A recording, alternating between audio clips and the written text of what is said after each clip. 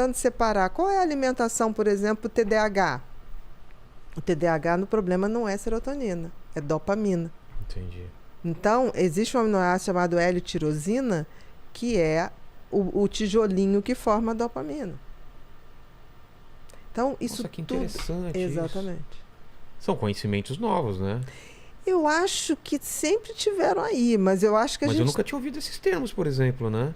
eu acho que a gente está começando a entender que as coisas não são separadas. Ah, são todas interligadas, né? O que você come, o que é absorvido... Sempre falaram, você é o que você come, né? Exatamente. Mas é literal. É, né? É literal. Não é só para o corpo. Porque eu vejo as pessoas sempre fazendo alimentações específicas. Ah, porque eu tenho que aumentar minha massa muscular. Ah, porque eu não sei o quê. As pessoas não se tocam que está tudo interligado. Até a parte emocional, a parte psicológica. Nossa. Bioquímica. Faz sentido, né? Olha só, quando uma pessoa fala assim, ai meu Deus, por que comigo, né? Quando ela tem uma doença. Gente, a quantidade de reações químicas que existem a cada segundo no nosso organismo é uma coisa inacreditável. São bilhões de reações bioquímicas por hora. A possibilidade de você nunca adoecer que é uma anormalidade. E dá exemplo dessas reações químicas. Comida sendo digerida... O tempo todo. Oxigênio sendo transformado. O tempo todo. Aí a pessoa fala assim, gente, mas por que eu adoeci? Gente, é o contrário. A gente, para se manter vivo, nessa forma física, que eu acredito que a vida ela existe na forma material e na forma de onda, de energia. Entendi. Tá? Nessa forma que a gente conhece, é o contrário da lógica. Porque você ter uma matéria... Dá um trabalho para manter isso aqui inacreditável. É a tal da entropia, né? Exatamente. As coisas tendem a decair ao caos e não a... Exatamente. É mais então, fácil. assim, a vida é um milagre, mas é um milagre custoso de se manter. Muito custoso. Não é fácil. E quanto mais passa o tempo, mais você tem que fazer... mais energia você tem que gastar para se manter igual, né? Exatamente. É então, assustador assim, isso. não sei se é assustador, ao mesmo tempo é muito legal, porque assim, quando você consegue ir envelhecendo com saúde, cara, você dá uma sensação tipo assim, eu estou agradecendo a essa mágica que acontece, estou sabendo levar esse presente que foi me dado, sabe? Com carinho. Você começa a entender que a vida foi te dada, mas você, no fundo, você vai ser teu pai e tua mãe. De cuidar disso aí. Você pode ajudar a cuidar do teu filho, mas você vai ter que ser pai e mãe de você também. Como um dia ele vai ser também dele, né? Como um dia ele vai ser dele também. Que legal. É isso, Lene? É isso. Pô, obrigado. Isabel, valeu, Isabel. A Isabel, né? Obrigado demais, doutora Ana. E eu só não vou falar mais de assunto, porque eu quero que você volte, porque são 14 livros, né? Vamos falar aí. Vamos Mentes lá. Perigosas. O primeiro foi Mentes Inquietas, sobre TDAH. Tá. Depois foi Mentes e Manias, sobre transtorno obsessivo compulsivo. Toque. Depois foi Mentes Insaciáveis, sobre transtornos alimentares, anorexia, bulimia e compulsão alimentar. Depois foi um livro, esse está esgotado, foi um livro Sorria, Você Está Sendo Filmado, que foi feito no primeiro Big Brother, o primeiro, há 22 anos atrás. Eu e um amigo, Eduardo Melo, que é um grande amigo e que a gente escreveu depois um outro livro, sentamos numa mesa de bar, conversando sobre que negócio é esse, ficar sendo vigiado, não sei o que, e fizemos. E o personagem principal se chamava Belmiro Barros de Brito. Mas é um romance? BBB. É uma ficção. Ah, uma ficção. BBB. Belmiro Barros de Brito. Nossa. E é um barato, porque assim, ele é o cara mais anticoerente, entra na casa e faz tudo errado, é expulso e surta com aquele tanto de câmera vigiando ele, e ele quando sai, ele continua falando para as câmeras como se nada tivesse... Surtou. Ele passou a viver em função daquilo. Entendi. Foi quando essas câmeras, você tinha tudo, sorrir, está sendo filmado, sorrir. Quando a câmera começou a tomar a realidade. Aí depois foi Mentes com Medo, depois foi Mentes Ansiosas, depois foi Mentes Perigosas, 2009. 2008 para 2009, isso. Depois foi... Caramba, até eu esqueço. Tá contando aí?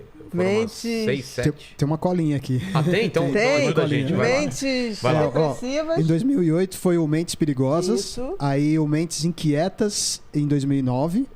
Aí depois... A reedição. A reedição. Foi a edição É. nova, que ele foi o primeiro, em 2003. 2003, exatamente. Isso. Aí tem o Mentes Perigosas nas escolas, sobre o bullying. De 2010. Bullying, Mentes Bullying. Perigosas nas escolas, isso mesmo, né? Mentes Ansiosas, Medo e Ansiedade, Além dos Limites, 2011. 2011. Mundo Singular, Entenda o Autismo, 2012. Mundo Singular, sobre o autismo. Pô, só sobre autismo dá pra gente fazer um um programa. programa, né?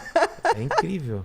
Aí tem o Corações Descontrolados, Ciúmes, Raiva, Impulsividade. Que foi a primeira versão do Mentes que Amam Demais, do Borderline, Ah, é? que Borderline. depois virou Mentes que Amam Demais. Ah, virou Mentes que Amam Demais. Que pra seguir a série Mentes. Entendi.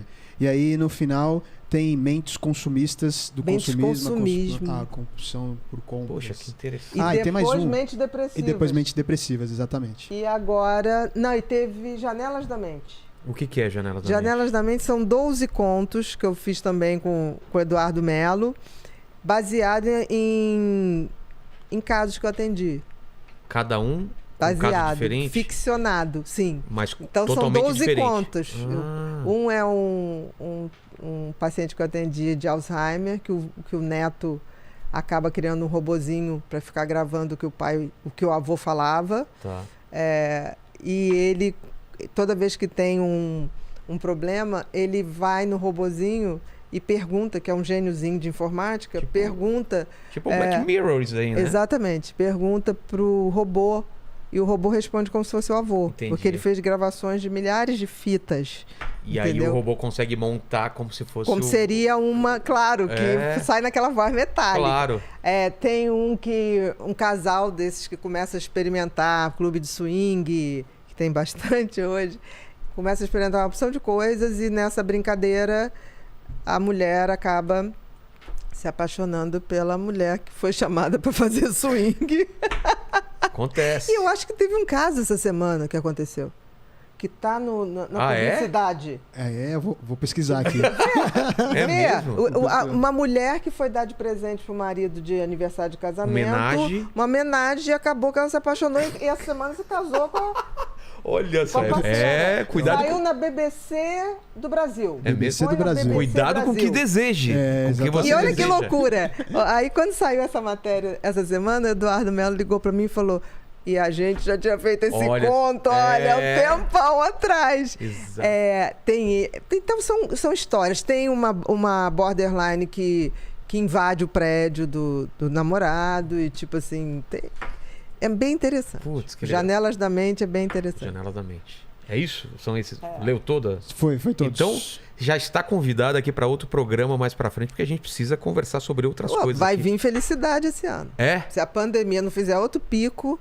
Tá. Porque assim, o Sobre Felicidade, eu me recusei a lançar um livro na pandemia. Porque ia ser meio... Até porque quando eu lanço o livro, Vilela, eu gosto de fazer festa. Eu gosto de abraçar, eu gosto. Autografar. Não é isso que vende, mas eu gosto de receber os amigos.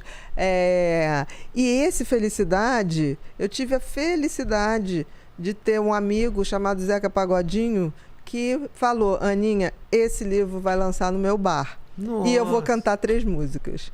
E eu não vou me recusar a fazer uma grande festa. Claro. Então tem que esperar realmente, mas vai lançar esse ano, se Deus quiser. Eu espero que sim. Ele vai fazer 3 anos escrito. E você volta depois para falar? Com certeza. Fechou então. Fechadíssimo. Só que, doutora Ana, eu sempre termino o papo aqui fazendo 3 perguntas para todo mundo e contigo não vai ser diferente. E com ela vai ser interessante, hein? Vamos lá.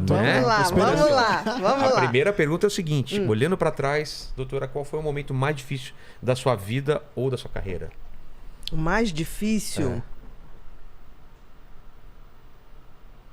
foi quando eu perdi pro suicídio essa paciente que eu te falei que me deixou um documento, deixou uma carta e me deixou um documento registrado em cartório me eximindo de qualquer coisa. E até hoje eu não consigo entender. Não tem porque não foi... né? É isso que eu tô falando. Eu queria muito... Eu todas as vezes peço, assim, que um dia ela me diga alguma coisa em sonho. Porque além de ser uma paciente muito querida... Porque, assim, eu não trato quem eu não gosto. Eu tenho esse defeito. Porque eu tenho que amar o que eu estou fazendo, entendeu? Entendi. Tanto que eu seleciono o que eu atendo. Então, grande parte dos meus pacientes viram amigos queridos. Então, assim, eu fiquei muito mal. Perdeu uma amiga. Perdi. E até hoje não sei para quem eu perdi. Exato. Entendeu? Nossa, que desespero. Se tiver uma lógica e que seja revelada, eu aceito. Às vezes não tem, né? Exatamente. Isso incomoda muita gente. E talvez seja isso, né? Talvez seja o universo me dizendo que tem coisas que eu não saberei. E eu tenho que me conformar com isso. Mas eu confesso que a gente, quando faz medicina, e eu costumo dizer que eu não faltei a aula, eu fui nas aulas, a gente é um bicho treinado para salvar. A gente não lida bem com a perda. Né? É instintivo. Por exemplo, você tá falando aí, eu já estou vendo se o teu pescoço tem alguma coisa que possa denotar uma alteração de tireoide. Não tem. Eu tô com hipotireoidismo. Mas não tá com bócio. Graças a Deus. Eu fiquei assustado esse ano. Entendeu? Eu tô com MUSE. Não sei se você conhece o MUSE, aí o hipotireoidismo, pré-diabetes e gordura no fígado. Mas aí é síndrome metabólica. Sinal de que você não está sendo um bom pai para você. Né? Entendeu? Não, eu tô maltratando. Nada que você não refaça teu estilo de vida. Eu também quase entrei em diabetes. Tô há 3 anos atrás. E aí foi a hora que eu falei, tá na hora de cuidar com carinho. Eu tô mudando porque tem filho, né? Não é só porque tem filho. Porque assim, esse corpo aqui é a morada da tua alma. Sabe? Então, se você acredita numa espiritualidade, você acredita que segue, tem que tratar bem a casinha. É verdade. Concordo do teu espírito, entendeu? Então, não é só pelo filho, que seja também pelo filho. Mas que a gente honre o presente que foi dado, né? Exatamente. A segunda pergunta tem a ver com a primeira que você falou. E a gente vai morrer um dia, Ana. Espero que demore muito tempo, que a gente aproveite muito essa casca que guarda nosso espírito, nossa alma aqui. Mas esse vídeo, assim como todos os seus livros, tudo vai ficar aí para sempre, né? Esse vídeo aqui, o pessoal pode voltar daqui 277 anos e o pessoal querer saber quais seriam as últimas palavras suas. Qual seria seu epitáfio? Acabou a tinta, porque eu escrevo meus livros à mão e Bic. E a Bic nunca me pagou nada. É incrível. Bic. Você escreve na mão? À mão. Cada livro dá de 7 a 9 Bics. Nossa! Bic, tem que ser Bic. Tem que ser Bic. Eu escrevo à mão, então eu diria, acabou a tinta. Agora vocês não podem mais me ler, nem me ouvir, nem me ver, né? Mas certamente, onde tiver uma boa música, eu estarei por lá. Entendi. Se for um samba bem... Não estou falando samba, estou falando samba. Samba mesmo. Estou falando bossa nova. Eu estarei por lá. A chance de você estar por lá é só sintonizar que eu estarei por perto. Vai ser assim. E a terceira pergunta é essa, eu quero muito saber sua resposta. Se você tem alguma dúvida na vida, fora essa que você dividiu com a gente, né, da sua paciente, algum questionamento que você se faz, divide com a gente. Questionamento, por que o ser humano insiste sempre em fazer os mesmos erros? Por que é tão difícil admitir que errou e tentar não repetir? Por que a gente se maltrata tanto e usa tão pouco a nossa inteligência? Porque definitivamente a gente não veio aqui para ser feliz, a gente veio para evoluir e nos tornarmos pessoas melhores. E se a gente consegue fazer isso sendo feliz, aí é a glória da vida. Total. Entendeu? Total.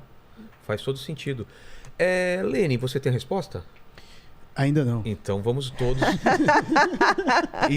e atrás dessa resposta, porque o grande barato dessa vida é a gente fazer as perguntas e ficar indo atrás da resposta, mesmo que a gente não tenha, né? Mas não deixar de perguntar. Não deixar de perguntar, sempre fazer. A gente vai mudando suas perguntas, né? Durante Com certeza, vai mudando o tamanho dos brinquedos, né? Vocês homens é o carrinho, depois vira o carrão. E as perguntas também vão mudando, né? Exatamente. E que venham mais perguntas. Obrigado, doutora Ana. Obrigado, Lene. Obrigado, Paquito. Obrigado a todos vocês. Valeu. Até mais. Foi um prazer. Como Jujuba.